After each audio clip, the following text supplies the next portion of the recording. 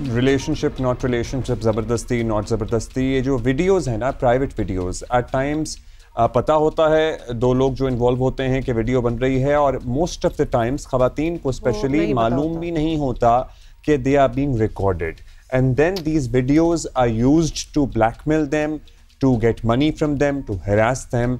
और ये सिलसिला पूरी दुनिया में एक्चुअली हो रहा है और हमारे यहाँ भी हो रहा है। साइबर क्राइम विंग तो बन गया है ऑफ कोर्स, और पीका कवानीन समेत कई और कवानीन भी मौजूद हैं, मगर हकीकत ये है जिस तरह आपने कहा कि हरासानी और ब्लैकमेल की शिकार खवातीन के लिए इंसाफ का असूल आज भी ख्वाब है।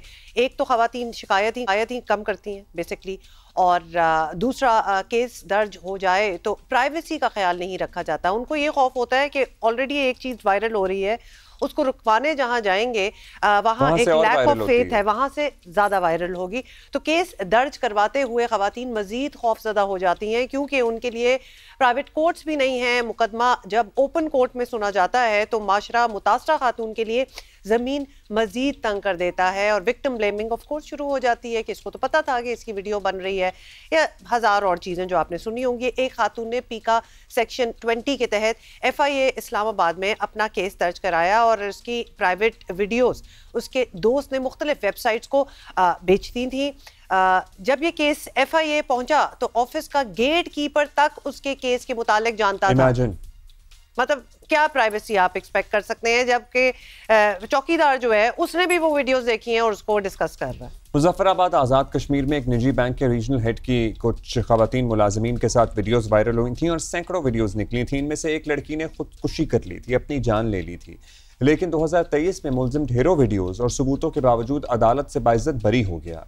बास कानूनी माहिरीन के मुताबिक पीका के तहत दफ़ा 20 और 21 खवातीन को तहफ़्फ़ुज़ देने के बजाय उल्टा उनके लिए मज़ीद मुश्किलात का बाइस बन रही है। इसका तदारुक कैसे हो सकता है? एटलीस्ट ये बात तो कहीं से शुरू हो, इस बहस का आगाज़ तो हो, इसी पे हम बात करेंगे आज। और मेन स्ट्रीम प्रिंट मीडिया में इस पर बात हो रही है, लेकिन मेन स्ट्रीम मीडिया पे इस पर डिस्कशन होना बहुत ज़रूरी है। आप उन्हें प्राइवेट कह लीजिए, जो भी वीडियोज़ कह लीजिए, जब किसी भी इंसान की वीडियो, चाहे वो उसकी मर्जी से बनी हो या ना मर्जी से बनी हो, जिसमें उसकी मंशा शामिल हो, ना मंशा शामिल हो, जब वो लीक होती है, पब्लिक होती है, ज़ाहिर खुद तो नहीं कर रहा, जब कोई कॉन्फ्लिक्ट आया, जब कोई लड़ाई हुई, जब कोई ब्रेकअप हुआ, तभी वीडियो लीक हो रही है। ऐसा ही होता है। उस केस में वो इंसाफ के लिए जिस इदारे में जा रहा है या जिस कार्रवाई को फॉलो कर रहा है, उस कार्रवाई से उसकी साख को मजीद नुकसान पहुंच रहा है। अच्छा जी, मरियम नवाज हमारे साथ हैं, नुमाइंदा जियो न्यूज़ इस्लामाबाद से हमें ज्वाइन करिए। शाह फहद माहिर कानून है जो इन केसेस को लड़ भी रहे हैं, वो भी हमारे साथ हैं, उनसे भी बात करेंगे। मरियम, पहले आपसे बात करना चाहते हैं, ये हमें पता है कि ये इक्का दुक्का केसेस नहीं है, लेकिन कोई स्टैट्स अगर आप हमारे साथ शेयर कर सकें, क्योंकि अभी जो हमने एग्जाम्पल्स दिए हैं ये DW की रिपोर्ट के हवाला जो है हमने दिया है, तो कोई स्टैट्स हमारे साथ शेयर करें मरियम। देखिए, FIA का पहले ये साइबर क्राइम विंग था और अब अलग से पूरी साइबर क्राइम इन्वेस्टिगेशन एजेंसी बना दी गई है। तो 2024 तक का जो इनका डेटा था, इनके पास जो टोटल इस किस्म की हरासानी की और ऑनलाइन क्राइम्स की जो कंप्लेंट्स थी, वो 6,39,000 जो है वो दर्ज कराई गई थी, जिनमें से 4,14,000 की रजिस्ट्रेशन हुई, दीगर की रजिस्ट्रेशन ही नहीं हुई। और उसके बाद जो टोटल सजाएं हुई इन मुकदमात के अंदर वो 222 थी। तो जो अभी तक यानी 6 लाख के करीब, जो 6 लाख से ज्यादा ये कंप्लेंट्स है, और उनमें रेट है उन मुकदमात का जो निपटाए गए हैं और उनमें सजाएं हुई हैं, और बाकी मुकदमात अभी जो है वो पेंडिंग भी पड़े हैं, और कुछ मुकदमात अभी रजिस्ट्रेशन की सतह पर ही नहीं आते। और जो मुकदमात यहाँ पे पेंडिंग भी पड़े हैं या जिनके अंदर अभी सजाएं हो भी चुकी हैं, उनमें भी आगे अदालतों से कोई रिलीफ हुआ, कोई बाकायदा सजाएं जो है उन पर इम्प्लीमेंट हुआ नहीं हुआ, ये अभी डेटा नहीं है। ये सिर्फ वो डेटा है जो कि FIA कोर्ट्स या जो साइबर क्राइम कोर्ट्स सब बनाई गई है। 6 लाख से ज्यादा केसेस हैं, उनमें से कितने निमट चुके हैं? 222 आपने कहा, जिनमें सिर्फ फैसला आया है। जरा दोबारा से ये फिगर बता दीजिएगा। टोटल 6,39,000 2024 तक के डेटा के मुताबिक जो है वो केस रजिस्टर हुए थे, जिनमें से 4,14,000 केस फाइल हुए थे, 4,14,000 केसेस की रजिस्ट्रेशन की गई, और उनमें से जो निपटाने की शरह है वो 5,000 मुकदमात की है, और उनमें सजाएं जो हुई हैं वो 222 सजाएं हुई है। मतलब ये क्या ही परसेंटेज है, इसका हिसाब आप खुद ही लगा सकते हैं। 6 लाख से हम शुरू हुए, 5,000 और फिर 200। जी 2.8% जो है वो 2.8। शाहफात साहब, आपसे हम जानेंगे। शाहफात साहब, ये जो शिक 20 और 21 है, इसके तहत आप बताइएगा ख़वातीन को तहफ़्फ़ुज़ देने के लिए अपैरेंटली ये कायम किया गया, लेकिन ख़वातीन महफूज अपने आप को समझने के बजाय जब इन शिकों के तहत मुकदमात दर्ज कराती हैं या कार्रवाई को आगे बढ़ाती हैं तो वो और ज़्यादा एक्सपोज हो रही हैं और वो अपने आप को और ज़्यादा गैर महफूज समझ रही हैं। ये सारा माजरा हम चाहते हैं कि आप इन अ नटशेल हमें एक्सप्लेन करें कि व्हाट इज़ हैपनिंग हियर। हमने भी बताया, लेकिन आप ज़रा कानूनी ज़ुबान में हमें समझा दीजिए। जो आपने बताया कि section 20 act section 21 of P का एक्ट 2016 ये सिर्फ ख़वातीन के लिए नहीं है, ये हर किसी की प्राइवेसी ब्रीच को बचाने के लिए है। मेल फीमेल शीमेल जो भी है तो सब के लिए है, माइनर्स के लिए भी है। लेकिन जिस तरह आपने बताया कि अगर कोई विक्टिम कोई कंप्लेंट लेके जाता है, अथॉरिटी के पास लेके जाता है, तो वो सेफ फील करने के बजाय वो और ज़्यादा एक्सपोज हो जाता है। बिल्कुल मैं आप लोगों के साथ एग्री करता हूँ, ऐसा ही है। तो इसमें मेरे ख्याल से जो हमारा टास्क फोर्स है या साइबर क्राइम विंग है या FIA थी पहले, अभी NCCIA है, तो वो उनको प्रोफेशनल ट्रेनिंग की ज़रूरत है। अगर उनके पास कोई चीज़ आई है तो उनकी कॉन्फिडेंशियलिटी बहुत ज़रूरी है। अगर कोई उनका ब्रीच करता है तो उनके लिए भी कोई पेनल जो सेक्शंस है, मतलब पेनल्टी होनी चाहिए।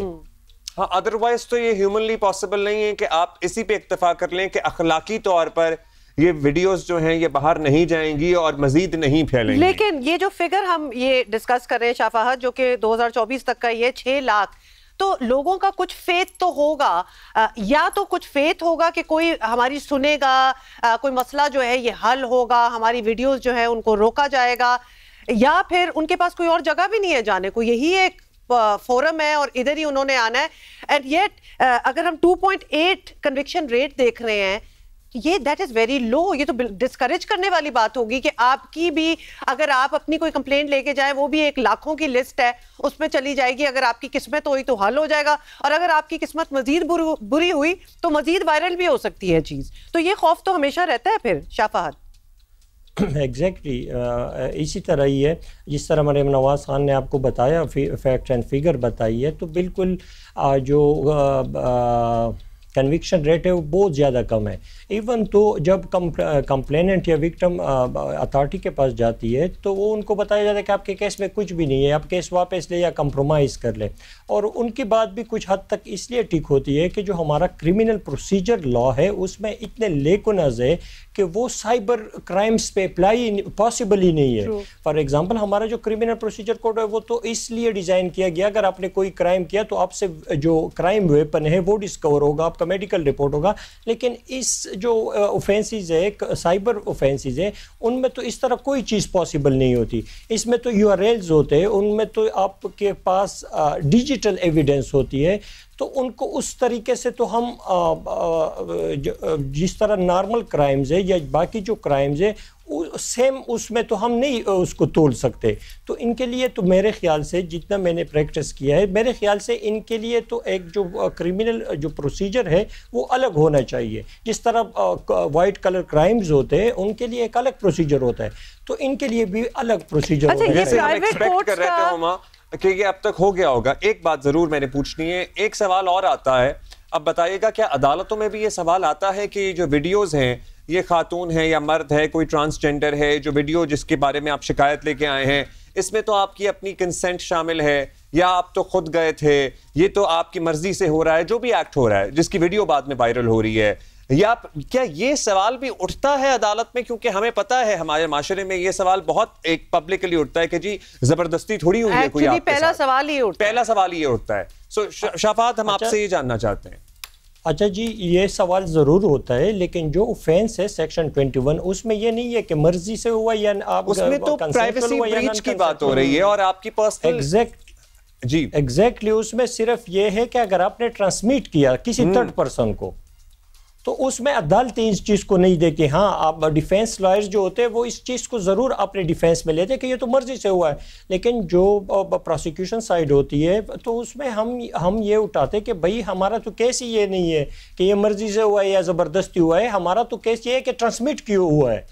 तो ये अदालत ये इस चीज को तो एटलीस्ट कंसीडर नहीं करती। अच्छा शाफात, दिल तो चाह रहा है कि आपसे ये भी पूछें कि क्या माइंडसेट्स बदली हैं अदालतों में भी जब इस किस्म के केसेस हो रहे हों? बिकॉज हमारे यहाँ ये एक सोचा जाता है, अगर तो आपको पता था कि आपकी वीडियो बन रही है तो फिर सो व्हाट के अगर वायरल भी होगी, मतलब ये वाला एटीट्यूड एक हमारा है। मगर वो कह रहे हैं अदालतें इस चीज को कंसीडर नहीं करती, होपफुली नहीं करती। ये प्राइवेट कोर्ट्स का जो मामला है, क्या इसकी कोई एडिशन हो सकती है जहां एक तो जो जिसकी प्राइवेसी ब्रीच हुई है वो वहां पहुंच गई है या पहुंच गया है, बच्चा है जो भी है, और उसके बाद पब्लिकली इस पे बात भी मजीद हो रही हो, प्राइवेट कोर्ट से कुछ बेहतरी हो सकती है? जी बहुत ज़रूरी है, प्राइवेट कोर्ट्स बहुत ज़्यादा ज़रूरी है, क्योंकि जब जो विक्टिम होती है उस पे इंतहा किस्म का एक तो प्रेशर होता है, ठीक है, सोशल प्रेशर भी होता है। तो अगर अदालत बरी हुई है तो उससे अगर क्रॉस एग्जामिनेशन में उसको कन्फ्रंट किया जाता है तो वो इमोशनल हो जाती है, वो ब्रेक डाउन हो जाए, इमोशनली ब्रेक डाउन हो जाती है, तो वो उस तरीके से अपने आप को डिफेंड नहीं कर पाती। तो प्राइवेट कोर्ट, हम तो अपने केसेस में मतलब हमारी ये कोशिश होती है कि हम हर केस में, चूंकि अभी तो प्राइवेट कोर्ट्स नहीं है, नॉर्मल कोर्ट्स में केसेस ट्रायल चल रहे हैं, तो हम कोशिश करते हैं कि एप्लीकेशन दे के इस केस को प्राइवेटली सुना जाए। तो कभी कभी जज साहिबान कंसीडर करते हैं, कभी नहीं करते, लेकिन आपकी सवाल के साथ मैं मुतफिक हूँ, प्राइवेट कोर्ट बहुत ज़्यादा ज़रूरी है। अच्छा Maryam, how many women judges are there to listen to these cases, to hear these cases? Because obviously एक comfort level एक मर्दों से भरी हुई अदालत में एक औरत का इस किस्म के केस की कार्रवाई को विटनेस करना या एक्सपीरियंस करना, it is going to be challenging. अगर प्राइवेट कोर्ट हो तो बहुत अच्छी बात है, अगर खवातीन की इन्वॉल्वमेंट भी हो इस मामले में तो एक तो वो पहलू आता है, और जाहिर है एक और दूसरा बेहतरी भी हमें उम्मीद करते हैं कि खवातीन जाहिर है ज़्यादा सेंसिटिव होती हैं इन मामलात को लेके। देखिए अब्दुल्ला, बाकायदा जो है वो NCCIA जो नेशनल साइबर क्राइम है उसकी कोर्ट्स डेजिग्नेट की गई हैं, और उनमें अनफॉर्चुनेटली कोई जो फीमेल जज है वो नहीं है, सारे मेल जजेस हैं। और हम रोजाना ये देख रहे होते हैं कि वो मेल जजेस इन मुकदमात को सुन रहे होते हैं, और इन मुकदमात में बेसिकली जैसे अभी बात भी हो रही थी डेटा हैंडलिंग की, अभी रिसेंटली NCCIA ने अपने ऑफिसर्स को जो है वो इन मामलात पर ट्रेनिंग के लिए 60 ऑफिसर्स को डेजिग्नेट किया है। लेकिन प्रॉब्लम ये है कि ये सब कुछ अब बहुत लेट हो रहा है, केसेस बहुत ज्यादा है, लोड बहुत ज्यादा है, और उनकी जो आगे प्रोसिक्यूशन है वो इस तरह कमजोर होती है अदालतों में। मिसाल के तौर पर अगर ये इमेजेस का केस है, जैसे हरासमेंट के केसेस में होता है, कोई एक इमेज कोई खातून प्रेजेंट कर दे अपने सबूत के तौर पर, और वो अगर थोड़ा सा भी उसके स्क्रीनशॉट में या वो क्रॉप दो तो अदालत उसको फोरेंसिक्स में जो है वो रिजेक्ट कर देती है। तो इस किस्म की जो है ना वो प्रॉब्लम्स ये साइबर क्राइम के केसेस में है, और इनके लिए जेंडर सेंसिटिविटी की ट्रेनिंग्स हो, चाहे कोर्ट्स के अंदर भी जो जज साहिबान हैं उनके लिए भी बाकायदा अब ये एक कोड ऑफ कंडक्ट में और दीगर चीजों के अंदर इन चीजों को लाया जा रहा है कि उनके अंदर जेंडर सेंसिटिविटी। अच्छा मरियम, एक और चीज, जजेस का तो हमें समझ आ गई कि सब मर्द हजरात ही हैं, खवातीन नहीं है। जो ऑफिसर्स हैं who are going to, बिल्कुल, who are going to look through these cases, उनमें खवातीन हैं? बिल्कुल है। NCCI इस्लामाबाद के हद तक तो खवातीन जो है वो ऑफिसर्स हैं जो कि हरासमेंट के केसेस को देखते हैं, लेकिन वहां पर भी मेजॉरिटी मेल्स की है, लेकिन इंक्लूजन जरूर है फीमेल ऑफिसर्स की, लेकिन ओवरऑल द कंट्री ऐसा नहीं है। अच्छा शाफात, आपने एक बड़ी अच्छी सजेशन दी थी कि एक पीनलाइज किया जाए, कानून बनाया जाए कि अगर ऑफिस के थ्रू, अगर इस केस के दौरान ये वीडियो मजीद कहीं गई है, ट्रांसमिट हुई है, तो उस पर फिर कोई कदगन होनी चाहिए, उसको किस तरह एड्रेस किया जा सकता है? हाँ, अकाउंटेबिलिटी तो वहां भी होनी चाहिए। अच्छा जी, आपने इससे पहले एक और सवाल किया कि फीमेल्स है, मतलब जो साइबर क्राइम विंग है या पुलिस स्टेशन है उनमें बिल्कुल फीमेल्स होती है, फीमेल्स आई होती है, जो अगर कंप्लेनेंट फीमेल है तो उनके पास ही केस जाती है। लेकिन मसला ये है कि उनकी रवैया उनके साथ मर्दों से भी ज़्यादा मतलब बदतर होता है, ठीक है। तो मेरे ख्याल से ये मेल फीमेल से इशू मसला हल नहीं होगा, मसला हल होगा प्रोफेशनलिज्म से, प्रोफेशनल कंडक्ट से।